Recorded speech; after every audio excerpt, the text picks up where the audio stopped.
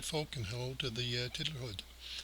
I want to demo here how to drag images that are located in the same domain as your TiddlyWiki.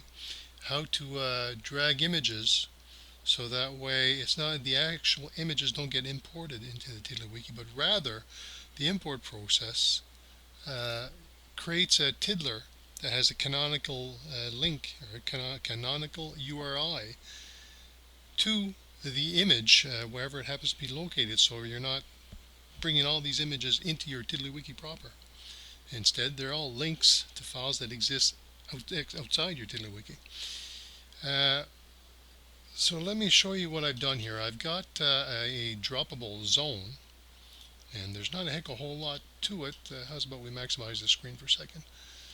So here's the code, and what goes on is, we've got a div. This is the area, drop the image, and we call this this macro here. And in the macro, we first of all set the text to that tiddler to nothing, so that way it's got no content in the text field. And then we set the canonical URI to the value of some filter here.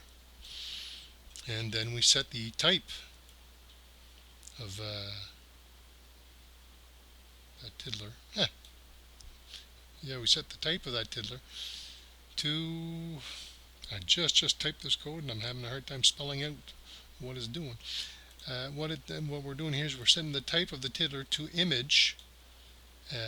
Also inside this nice little filter, getting the extension, that JPEG or PNG or whatever it is that happens to be on the image, to make sure that we're setting the image type properly in that type field. And then finally, once all that is done, so that way we have a tiddler that has a nice name to it, instead of the entire URL for the image, we create a brand new tiddler with a base title that is a little filter that gets us the actual name of the image, the file name and the extension, strips off everything else, create a new table, a new tiddler with that title, and use the tiddler created by the import process as a template. And then finally we delete the tiddler that the import process actually created. Now let's see what this does here, and move that over again.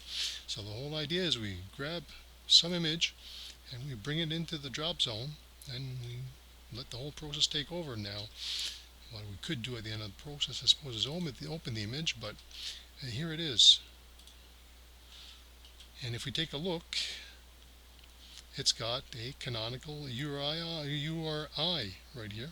So we haven't brought in the image, we've just, in the process of bringing in the image, the process decided to do things a little differently and just create a canonical URI. So this is the kind of thing that helps us keep our TW instances a little smaller without overloading them with a bunch of images that are stored directly inside the TiddlyWiki. And if we were to do this kind of process manually, what would be involved? Well, it's a little bit of work. I mean, first you got to go create yourself a new tiddler. You got to make sure that you create that canonical URI field, and then whatever image you do intend on bringing over, you kind of got to go grab the image name of that guy. So we want all of this, copy over, and then we want to put that in the field value here, and then we want to indicate that it's a PNG image, and then save. And that did not work at all. So what did I do wrong? Oh yeah, I forgot the entire URL. Duh. Bad. But anyway, you get the drift of it. It's a bit of a chore to do all this kind of stuff manually when it can be done via just a nice little drag and drop mechanism. So now let's do this proper here, and let's grab the entire URL and let's put it in the right place.